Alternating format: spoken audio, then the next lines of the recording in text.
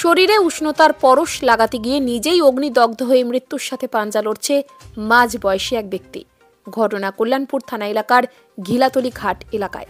ঘটনার বিবরণে জানা যায়, আজ শুক্রবার দিনভর ঠান্ডার জেরে যখন জনজীবন এক প্রকার কাহিল, তখন ধীরেন্দ্র দাস সহ আরও কয়েকজন ব্যক্তি একসাথে নিজ বাড়ির কাছেই আগুনের তাপ নিচ্ছিলেন। কিন্তু দুর্ভাগ্যবশত হঠাৎ করে কোনোভাবে ধীরেন্দ্র বাবুর গায়ে আগুন লেগে যায় এবং ওনার শরীরের প্রায় 90% পুড়ে গেছে বলে খবর।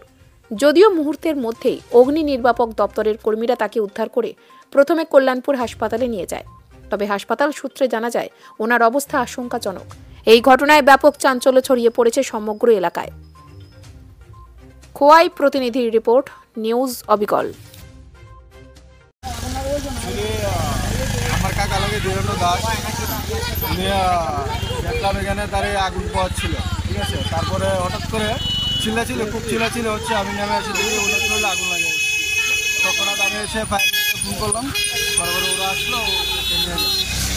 কীরকম শরীরে কীরকম ইয়ে হয়েছে বুঝতে পারি আগুনে কীরকম শরীরে লেগেছে? ওরও 90% ক্ষতি হয়েছে শরীর। কোন জায়গায় হয়েছে সেটা? জায়গাটার নাম ঘিলাতলি ঘাট। কি নাম ওনার যে আহত হয়েছে? ধীরেন্দ্র দাস। বাড়ি কোন জায়গায়? ঘিলাতলি ঘাট, তুতাবাড়ি। বয়স কেমন হইব না? 50। আপনার কি হয়? আমার কাকা লাগে। তারপর কাকে ফায়ার সার্ভিস এসে